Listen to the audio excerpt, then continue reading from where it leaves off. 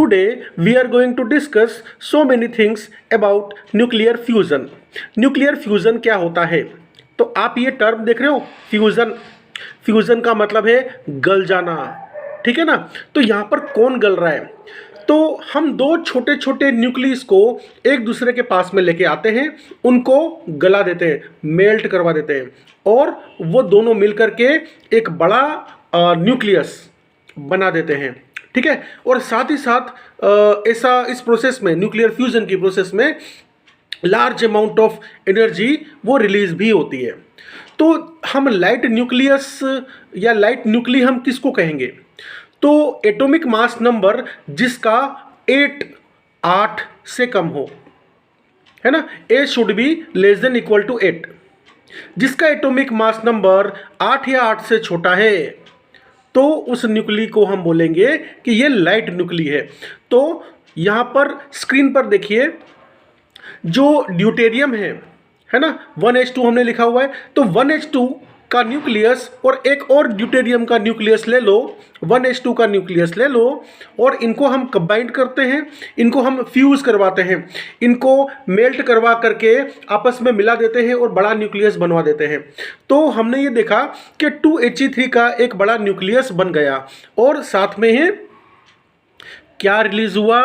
Energy release हुई, है ना. तो ये प्रोसेस क्या है? न्यूक्लियर फ्यूजन की प्रोसेस है. तो ये एग्जांपल स्क्रीन पर आपको लिखा हुआ दिखाई दे रहा है ना, ध्यान से देखो, ठीक है. अब होता ये है कि जो लाइट न्यूक्ली होता है ना, उसका बाइंडिंग एनर्जी कम होता है. हमने अभी पिछले लेक्चर्स में क्या जाना कि जो बहुत छोटे न्यूक्लियस हैं और जो बहुत बड़े न्यूक्लियस हैं, उनका बाइंडिंग एनर्जी पर न्यूक्लियन कम होता है. और जो इंटरमीडिएट न्यूक्लियस होते हैं, मतलब कि जो मीडियम साइज के न्यूक्लियस होते हैं ना, उनकी बाइंडिंग एनर्जी पर न्यूक्लियन वो ज़्यादा होता है, इसीलिए वो ज़्यादा स्टेबल होते हैं. कौन ज़्यादा स्टेबल होते हैं? इंटरमीडिएट न्यूक्लियस, मीडियम साइज के न्यूक्लियस, ठीक है. तो यहाँ पर जो न्यूक्लियर फ्यूजन की प्रोसेस है, उसके अंदर रिएक्टेंट्स कौन है? उसके अंदर रिएक्टेंट्स है लाइट न्यूक्लियस. हमको लाइट न्यूक्लियस को इकट्ठा करना है, उनको फ्यूज कर देना है, और एक बड़ा सबको मिलू के एक बड़ा न्यूक्ली बना देना है, ठीक है ना. अब जो बड़ा न्यूक्ली बनेगा, वो इतना बड़ा न्यूक्ली नहीं बनेगा कि उसकी बाइंडिंग एनर्जी पर न्यूक्लियन फिर से कम हो जाए, नहीं. वो मीडियम साइज का न्यूक्ली बनेगा. दो छोटे छोटे न्यूक्लियस को मिलाओगे तो मीडियम साइज का न्यूक्ली बनेगा, जिसकी बाइंडिंग एनर्जी पर न्यूक्लियन ये ज़्यादा होती है, मतलब स्टेबिलिटी ज़्यादा होती है, ठीक है. अब देखो बच्चों, हमको ये पता है ना कि बाइंडिंग एनर्जी क्या होती है. बाइंडिंग एनर्जी किसी भी न्यूक्लियस की जो के अंदर जो एनर्जी है ना, उसमें कितनी कमी है, उसको बाइंडिंग एनर्जी बोलते हैं. मतलब बाइंडिंग एनर्जी का मतलब lack of energy with nucleus. Nucleus के अंदर कितनी कमी पड़ रही है एनर्जी की, उस कमी के कारण ही तो ये न्यूक्लियस बंधा हुआ है, ठीक है. तो जिस न्यूक्लियस के अंदर जो बाइंडिंग एनर्जी, जितनी एनर्जी लैक, कमी में चल रही है ना, तो वो कमी ज़्यादा हो जाने से न्यूक्लियस बंधा हुआ है. अगर कमी नहीं होती, आप एनर्जी बाहर से सप्लाई कर दो, है ना, तो जो कमी हुई, जो लैक ऑफ एनर्जी है, वो पूरी हो जाएगी. तो ये तो न्यूक्लियस टूट जाएगा, प्रोटॉन्स न्यूट्रॉन्स वो अलग अलग निकल के भाग जाएंगे, ठीक है. तो उनको बांध के रखने का काम लैक ऑफ एनर्जी करती है. इस लैक ऑफ एनर्जी को ही बाइंडिंग एनर्जी कहते हैं, ठीक है. तो बच्चों, इसका मतलब ये हो गया कि बाइंडिंग एनर्जी पर न्यूक्लियन ये लाइट न्यूक्ली के केस में कम होता है और इंटरमीडिएट न्यूक्ली के केस में ज़्यादा होता है. इसीलिए हमको जो प्रोडक्ट न्यूक्ली मिलेगा वो स्टेबल होगा. और साथ में, अब देखो, प्रोडक्ट जो न्यूक्ली है वो स्टेबल है, इसका मतलब वहाँ पर बाइंडिंग एनर्जी पर न्यूक्लियन ज़्यादा है. मतलब एनर्जी की कमी उस बड़े न्यूक्लियस के अंदर, मतलब मीडियम साइज के न्यूक्लियस के अंदर जो बनने वाला है, उसके अंदर एनर्जी की कमी ज़्यादा है. तो वो एनर्जी गई कहाँ? फिर वो एनर्जी रिलीज हो गई, है ना. इसी को तो हम कहते हैं कि फ्यूजन की प्रोसेस में एनर्जी रिलीज हो रही है. तो यहीं से तो एनर्जी आई है. अच्छा, अब जो मास ऑफ रिएक्टेंट है, मतलब दो हमने लाइट न्यूक्लियस लिए थे, उनका आप टोटल मास ले लो, ठीक है. तो वो मास ज़्यादा होगा किसके मुकाबले? प्रोडक्ट के मास के मुकाबले. यहाँ पर प्रोडक्ट कौन है? यहाँ पर प्रोडक्ट है मीडियम साइज का, जिसको मैंने यहाँ पर स्क्रीन पर देखो लिखा हुआ है इंटरमीडिएट साइज न्यूक्ली, है ना। ओके, तो प्रोडक्ट जो है उसका मास कम है, रिएक्टेंट्स का मास ज़्यादा था, तो बचा हुआ मास गया कहाँ? तो ये जो बचा हुआ मास है ना, ये मास ही तो कन्वर्ट हुआ है एनर्जी में, जो कि रिलीज हो रही है फ्यूजन की प्रोसेस में। ठीक, तो जितना मास कम कम पड़ रहा है, वो मास जो एनर्जी में कन्वर्ट हुआ है उसको हम कहते हैं मास डिफेक्ट। उस मास के डिफरेंस को हम कहते हैं मास डिफेक्ट। ये हम पिछले लेक्चर में पढ़ चुके हैं, ठीक है। तो यहां पर फिर भी मैंने बता दिया है आपको कि मास डिफेक्ट क्या होता है। मास ऑफ रिएक्टेंट न्यूक्ली का टोटल, जितने भी टोटल रिएक्टेंट न्यूक्ली है उनका सबका मास ले लो, minus mass of product nuclei.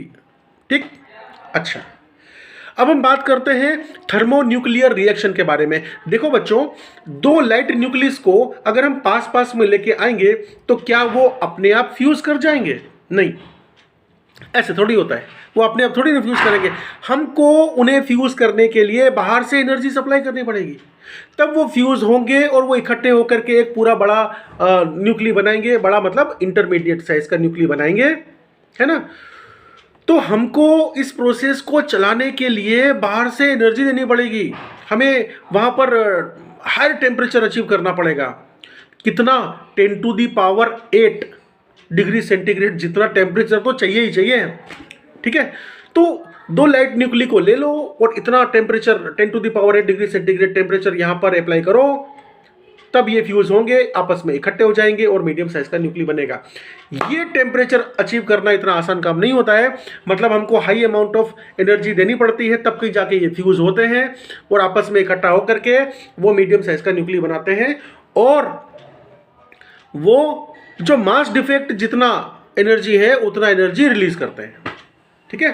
तो इसीलिए इस प्रोसेस को, ये जो न्यूक्लियर फ्यूजन की प्रोसेस है, इसको हम थर्मोन्यूक्लियर रिएक्शन भी कहते हैं। अब 10⁸ डिग्री सेंटीग्रेड टेम्परेचर अगर अचीव करना है तो होगा कहां पर? ये तो सन में होता है, स्टार्स में होता है, ठीक है। तो यहां पर जो मैंने आपको एग्जांपल में प्रोसेस बता रखी है, तो ये सन में हो रही प्रोसेस है, किसी स्टार में हो रही प्रोसेस है। अरे सन भी तो एक बच्चू स्टार है। बच्चों आगे बढ़ते हैं और देखते हैं हम लोग energy released due to fusion of 4 hydrogen nuclei. 4 hydrogen nuclei जो कि लाइट न्यूक्लीज हैं, तो इनको हम फ्यूजन की प्रोसेस से पास करवाते हैं और देखते हैं कि कितनी एनर्जी रिलीज होगी।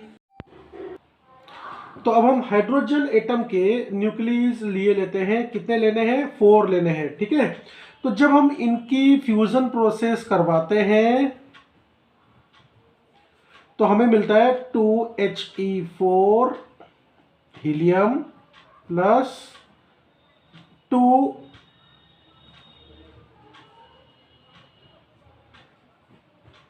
Positron plus 2 anti neutrino plus energy. तो ये तो रही यहां पर फ्यूजन की प्रोसेस। अब यहां पर हमको देखना है कि मास डिफेक्ट कितना है। तो हम लोग ये जानते हैं कि अगर हम मास डिफेक्ट, ये total mass of reactant minus total mass of product, हमको ये करना है, ठीक है। तो अगर हम ये सभी जो मास डिफेक्ट है ये एएमयू में लें, मतलब कि रिएक्टेंट का मास आपको एएमयू यूनिट में लेना है, एटॉमिक मास यूनिट में लेना है। प्रोडक्ट का मास भी आपको एटॉमिक मास यूनिट में ही लेना है। तो ऑब्वियसली हमको जो मास डिफेक्ट मिलेगा वो एटॉमिक मास यूनिट में ही मिलेगा, ठीक है। तो यहां पर जो एनर्जी रिलीज होगी, हम ये जानते हैं कि वो mass defect multiplied by 931 mega electron volt, इतनी एनर्जी रिलीज होगी। यहां पर ये ध्यान रखना बच्चों, ये मैं पहले भी बता चुका हूं कि यहां पर जो मास डिफेक्ट है वो मास डिफेक्ट, तो हमने यहां पर मास डिफेक्ट तो एएमयू में ले रखा है। अच्छा, अब हम चलो मास डिफेक्ट पता कर लेते हैं। तो देखो ये मास डिफेक्ट कितना होगा, तो यहां पर ये 1H1 का जो न्यूक्ली है ना वो 4 है, तो 4 इंटू 1H1 का एक जो न्यूक्ली है उसका मास है 1.007825 AMU माइनस, अब यहां पर आपका प्रोडक्ट देख लो, तो प्रोडक्ट कौन सा है, प्रोडक्ट ये है। अब इनका तो नेग्लिजिबल मास है, अब ये प्रोडक्ट का मास कितना होगा, तो ये प्रोडक्ट का मास है 4.002603 AMU multiplied by 931 mega electron volt. ठीक, तो अब आप ये कैलकुलेशन कर लो, और जब आप ये कैलकुलेशन करोगे तो आपको रिजल्ट आएगा 26.7 मेगा इलेक्ट्रॉन वोल्ट। इतनी एनर्जी रिलीज हुई है अगर आप 1H1 के 4 न्यूक्लियस को फ्यूज करोगे तो। ठीक, तो यहां पर हमको Q के बदले क्या लिखना पड़ेगा, 26.7 मेगा इलेक्ट्रॉन वोल्ट, ये लिखना होगा। बच्चों अब हम करने वाले हैं कंपैरेटिव स्टडी। किसका किसका कंपैरिजन करने जा रहे हैं, हम लोग 1 किलोग्राम यूरेनियम 235 का फिजन प्रोसेस करेंगे और देखेंगे कि एनर्जी कितनी रिलीज होती है, और हम लोग 1 किलोग्राम ऑफ हाइड्रोजन का फ्यूजन करेंगे और देखेंगे कितनी एनर्जी रिलीज होती है। ठीक है, तो ये हमें एक कंपैरेटिव स्टडी करना है। बच्चों अभी अभी हमने ये देखा फ्यूजन की प्रोसेस में कि अगर 1H1 के 4 न्यूक्लियस, इनको अगर हम फ्यूज कर दें तो हमें 26.7 मेगा इलेक्ट्रॉन वोल्ट इतनी एनर्जी मिलेगी। ठीक है, अब यहां पर बच्चों हम ये स्टडी करने जा रहे हैं कि अगर हम 1 किलोग्राम हाइड्रोजन एटम ले लें और उन्हें फ्यूज करें तो हमें कितनी एनर्जी मिलेगी। ठीक, तो ऐसे स्टार्ट करना है कि अगर हमको ये पता है कि 1 ग्राम हाइड्रोजन वो 1 ग्राम हाइड्रोजन का मतलब है कि उसके अंदर 1 मोल जितना मतलब कि Avogadro number 6.02 into 10 to the power 23 जितना एटम्स है। 1 ग्राम हाइड्रोजन के अंदर इतना एटम होता है। इसका मतलब ये हुआ कि 1000 ग्राम हाइड्रोजन के अंदर कितना टोटल नंबर ऑफ एटम्स होंगे, तो यहां पर आपने 1000 से मल्टीप्लाई किया तो यहां भी कर दो 1000 से multiply. 6.02 into 10 to the power 23 into 1000 का मतलब होता है ये 10 टू द पावर 3 एटम्स। अच्छा, ये 1000 ग्राम होता क्या है, 1 kilogram of hydrogen. 1 kilogram of hydrogen के अंदर इतनी संख्या में एटम्स होते हैं। अब बच्चों एक एटम में एक न्यूक्ली होता है, भाई एक एटम के अंदर दो दो न्यूक्ली थोड़ी ना होते हैं, तो इसका मतलब 1 किलोग्राम ऑफ हाइड्रोजन के अंदर 6.02 इंटू 10 टू द पावर 23 और यहां पर multiplied by 10 to the power 23 मतलब 10 टू द पावर 26 इतने न्यूक्लियस यहां पर है। तो 1 किलोग्राम हाइड्रोजन के अंदर इतने न्यूक्लियस होते हैं। ठीक, अब हम ये भी जानते हैं कि 4 1H1 को आप फ्यूज करोगे तो 26.7 मेगा इलेक्ट्रॉन वोल्ट इतनी एनर्जी रिलीज होती है। ठीक है, तो अगर आप इतने सारे न्यूक्लियस को फ्यूज करोगे तो कितनी एनर्जी मिलेगी, तो हम यहां पर लिखेंगे कि हम अगर 6.02 इंटू 10 टू द पावर 26 इतनी संख्या में हाइड्रोजन के न्यूक्लियस को फ्यूज करेंगे, तो अब यहां पर क्रॉस काउंट कर लो, ये मल्टीप्लाइड बाय ये डिवाइड बाय ये। ठीक है, तो हमको कितनी एनर्जी मिलेगी, तो हमको एनर्जी मिलेगी ये इंटू ये 6.023 इंटू ये एवोगेड्रो नंबर 6.023 है ना, वो तो मैंने आप चाहो तो 6.02 भी लिख सकते हो। चलो 6.023 into 10 to the power 26 multiplied by 26.7 mega electron volt divided by ये 4। अब बच्चों ये खुद ही कर लेना, आपका आंसर आ जाएगा 40.2 into 10 to the power 26 mega electron volt इतनी एनर्जी रिलीज होती है अगर आप ये टोटल कितने हाइड्रोजन के एटम्स के न्यूक्लियस थे 1 kg of hydrogen, 1 kilogram hydrogen के ये न्यूक्लियस थे। तो 1 किलोग्राम जो हाइड्रोजन है, अगर आप उसको फ्यूजन की प्रोसेस से पास करवाते हो तो आपको इतनी एनर्जी मिलने वाली है, इतनी एनर्जी रिलीज होगी। बच्चों 1 किलोग्राम ऑफ हाइड्रोजन को फ्यूजन प्रोसेस से पास करवाने पर जो एनर्जी रिलीज होती है वो अभी हमने देखा। इसको अब हम कंपेयर करेंगे 1 किलोग्राम ऑफ यूरेनियम 235 के फ्यूजन से। तो यूरेनियम 235 के लिखने का मतलब पता है ना, इसका मतलब ये होता है कि 235 ग्राम ऑफ यूरेनियम ये 1 मोल एटम्स रखता है। इसका मतलब ये होता है कि 235 ग्राम यूरेनियम में 6.023 इंटू 10⁻23 एटम्स यूरेनियम के मिलेंगे। इसका मतलब ये हुआ कि एक एटम के पास में एक न्यूक्लियस होगा, तो इतने एटम के पास कितना न्यूक्लियस होगा, तो 6.023 इंटू 10⁻23 एटम्स में इतने ही न्यूक्लियस होंगे। ठीक, तो ये कितने ग्राम, 235 ग्राम ऑफ यूरेनियम की बात हो रही है।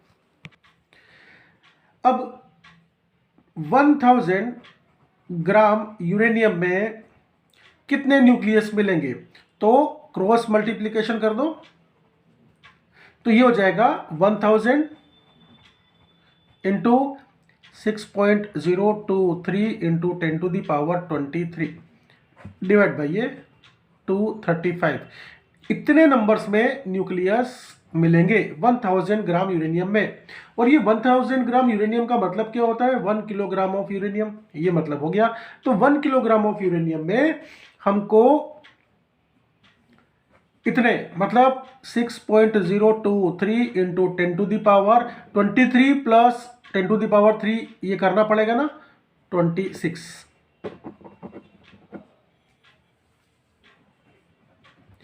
इतने न्यूक्लियस मिलने वाले हैं। अरे हाँ, डिवाइडेड बाय 235 भी तो करना है। तो हमको मिला कितना, 1 किलोग्राम ऑफ यूरेनियम में 2.56 इंटू 10⁻24 न्यूक्लियस।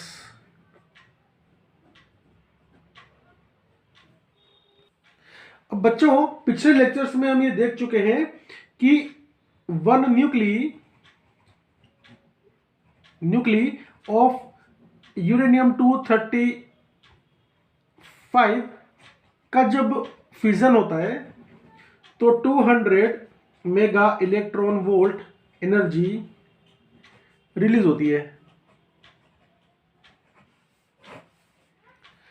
तो एक न्यूक्ली के फिजन में इतनी एनर्जी रिलीज होती है, तो 1 किलोग्राम ऑफ यूरेनियम जिसका मतलब होता है 2.56 इंटू 10⁻24 नंबर ऑफ न्यूक्ली, तो इतने न्यूक्लियस वो कितनी एनर्जी रिलीज करेंगे। ठीक है, तो एक न्यूक्ली वो 200 मेगा इलेक्ट्रॉन वोल्ट इतनी एनर्जी रिलीज कर रहा है। तो 2.56 इंटू, मैं ये लिख रहा हूं 10⁻24 न्यूक्लियस, इतने नंबर ऑफ न्यूक्लियस वो कितनी एनर्जी रिलीज करेंगे, ये मल्टीप्लाइड बाई ये डिवाइड बाई ये 2.56 into 10⁻24 into 200 divide by 1 mega electron volt इतनी एनर्जी रिलीज करेंगे। और इतने नंबर ऑफ न्यूक्लियस का मतलब होता है 1 किलोग्राम ऑफ यूरेनियम 235। ठीक है, इतने न्यूक्लियस का मतलब है 1 किलोग्राम ऑफ यूरेनियम 235। तो 1 किलोग्राम ऑफ यूरेनियम 235 ये, चलो ये मल्टीप्लिकेशन कर दो, तो आंसर हमारा आ गया 5.12 इंटू 10⁻26 मेगा इलेक्ट्रॉन वोल्ट। इतनी एनर्जी रिलीज करेंगे कौन, 1 किलोग्राम ऑफ यूरेनियम 235 का अगर फिजन होगा तो। अब बच्चों ये ऑलरेडी आप देख चुके हो ना कि जब 1 किलोग्राम ऑफ हाइड्रोजन का फ्यूजन होता है तो कितनी एनर्जी रिलीज होती है? 40.2 इंटू 10⁻26 मेगा इलेक्ट्रॉन वोल्ट। तो 1 किलोग्राम ऑफ हाइड्रोजन के फ्यूजन से इतनी एनर्जी रिलीज होती है। 1 किलोग्राम ऑफ यूरेनियम के फिजन से इतनी एनर्जी रिलीज होती है। तो कौन सी एनर्जी बड़ी है? ये वाली एनर्जी बड़ी है। तो इसका मतलब ये होता है कि energy released in fission is less than energy released in fusion। तो एनर्जी रिलीज्ड इन फ्यूजन ये ज्यादा है। Stellar energy, energy source of stars. देखो सन भी एक बच्चू स्टार है ना, ठीक है। तो होता क्या है कि जो सन है वो कितनी एनर्जी रेडिएट करता है? 10⁻26 जूल एक सेकेंड में। तो sun radiating energy from last 5000 million years, वो कितनी बड़ी एनर्जी रिलीज कर चुका है।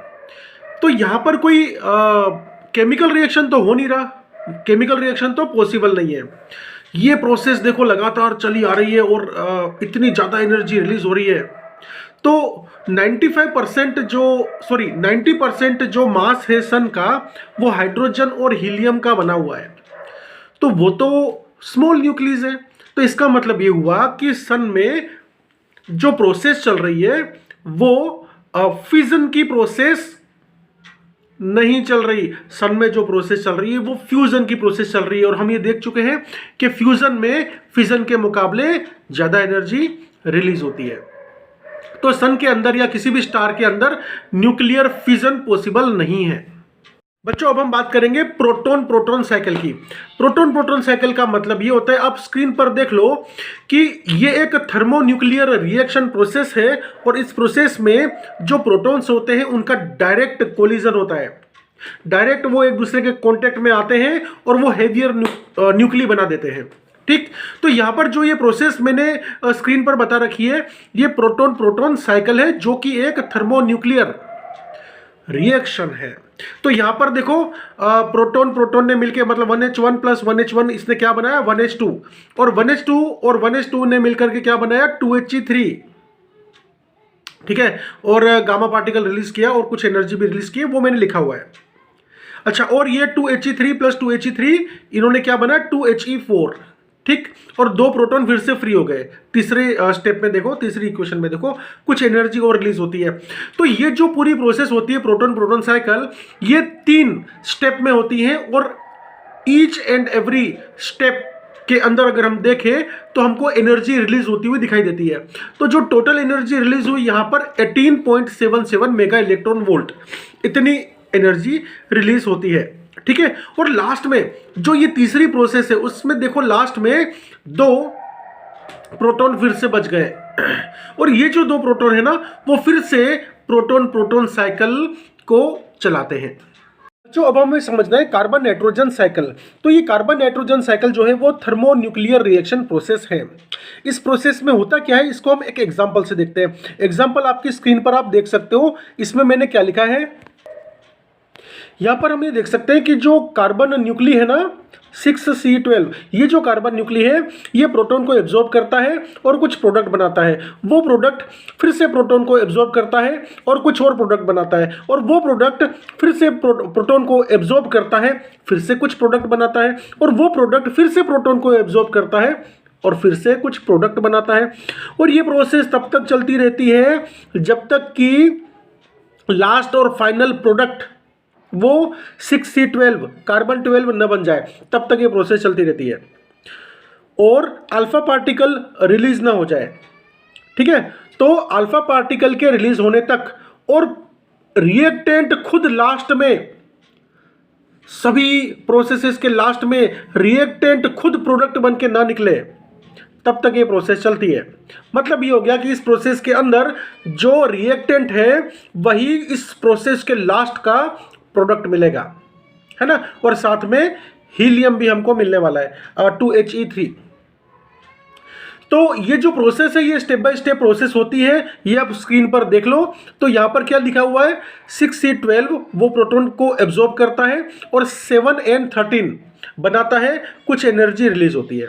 7N13 ये 6C13 को बनाता है और 6C13 ये फिर से प्रोटॉन को एब्जॉर्ब करता है, 7N14 बनाता है, एनर्जी रिलीज होती है।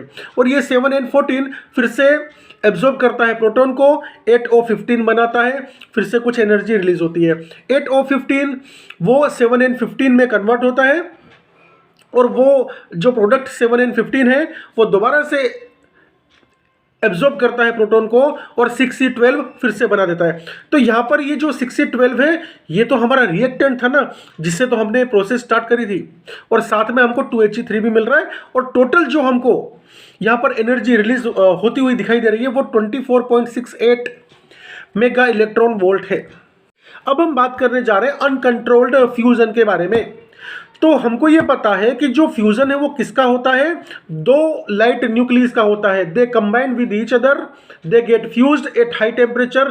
कितने टेम्परेचर पर, 10⁸ केल्विन, इतने ज़्यादा टेम्परेचर पर दो लाइट न्यूक्ली फ्यूज हो जाएंगे, आपस में मिल जाएंगे और वो हेवियर मतलब कि मीडियम साइज का एक न्यूक्लियस बना देंगे। तो इतना टेम्परेचर अचीव करने के लिए, ये टेम्परेचर अगर हम यहाँ पर अर्थ पर अचीव करना चाहें तो कैसे करेंगे, है ना, ये तो सन पर या स्टार्स पर प्रोसेस हो रही होती है। तो उसके लिए हम क्या करते हैं, हम फिजन प्रोसेस चलाते हैं। तो जब फॉर एग्जांपल जब हम यूरेनियम का फिजन करते हैं तो एनर्जी रिलीज होती है, उस एनर्जी का यूज हम करते हैं ये जो छोटे छोटे न्यूक्लियस हैं उनको फ्यूज करने के लिए। और जब वो छोटे छोटे न्यूक्लियस फ्यूज होते हैं और फ्यूजन की प्रोसेस से पास होते हैं और वो कंबाइन होकर के इंटरमीडिएट न्यूक्ली, मीडियम साइज का न्यूक्ली बना देते हैं, तो large amount of energy release होती है। तो सबसे पहले हमें फ्यूजन प्रोसेस को स्टार्ट करने के लिए हायर टेम्परेचर अचीव करना पड़ता है। उसके लिए हमें फिजन की प्रोसेस यूज करनी पड़ती है, जिससे कि हमें वो हायर टेम्परेचर मिल जाए। This release energy, amount of this release energy, इसको हम कहाँ पर यूज करते हैं, हाइड्रोजन बम में। बच्चों ये जो रेडिएशंस होते हैं ना, तो इनके तो हैजार्ड्स होते हैं, ठीक है, इनके तो बहुत ड्रॉबैक्स है। अगर वो हमारे नेचर के लिए भी, हमारे जो भी लिविंग थिंग्स हैं उनके लिए भी। तो हैजार्ड्स ऑफ रेडिएशंस, इसमें होता क्या है कि जो लिविंग सेल्स होते हैं उनके जो एटम्स होते हैं, जो लिविंग सेल के अंदर जो एटम होते हैं, अब हर चीज़ तो एटम से बनी होती है ना, तो जो लिविंग सेल है वो भी तो एटम से बना है, तो एटम का ही आयोनाइजेशन हो जाता है। इसके अलावा genetic disorder, leukaemia, cancer, blindness, है ना, ये सारे डिसऑर्डर्स और बीमारियां भी हो सकती हैं। क्या हो जाती हैं। पर एक बात है बच्चों कि ये जो रेडिएशंस है ना, इसका हम अगर पॉजिटिव वे में उपयोग करें, यूटिलाइज करें, तो हमारे लिए ये एडवांटेज भी देता है। जैसे कि अगर हम यूज़ ऑफ रेडिएशंस के बारे में बात करें तो रेडिएशन थेरेपी, जो कि कैंसर डिजीज अगर किसी को हो गई होती है तो ये थेरेपी, रेडिएशन थेरेपी वहाँ पर यूज़ की जाती है। प्लांट म्यूटेशन के लिए, मतलब कि अलग अलग कैरेक्टरिस्टिक्स वाले, अलग अलग प्रॉपर्टीज़ वाले जो प्लांट अगर हमको डेवलप करने हैं तो उसके लिए भी हम लोग ये जो रेडिएशन है उसका यूज़ करते हैं। तो इसको कहते हैं प्लांट म्यूटेशन। अच्छा, ये जो रेडिएशंस होते हैं तो ये रेडिएशंस किल एग्रीकल्चर पेस्ट्स, जो पेड़ पौधों को कीट पतंगे, ये सब जो जीव जंतु खा जाते हैं ना, तो उनके ऊपर कंट्रोल करना है ना, उनको अगर ख़त्म करना है तो हम लोग रेडिएशन भी यूज़ करते हैं। अब एक्सरे तो आपको पता ही है कि बोन में अगर फ्रैक्चर हो जाए तो उसको फाइंड आउट करने के लिए यूज़ होता है। उसके अलावा जो बड़े बड़े प्रोडक्ट्स होते हैं, जैसे कि बहुत बड़ा पाइपलाइन है, बहुत बड़ा आपके पास में कोई शेल है, टैंक है, तो वहाँ पर कोई लीकेज है, कोई क्रैक है, उसको फाइंड आउट करना है, तो यहाँ पर भी हम लोग अलग अलग टाइप की जो रेज हैं वो यूज़ करते हैं। बच्चों आज हम फिजिक्स की ये सभा समाप्त करते हैं। सर्वे भवन्तु सुखिनः, सर्वे सन्तु निरामया, सभी सुखी हों।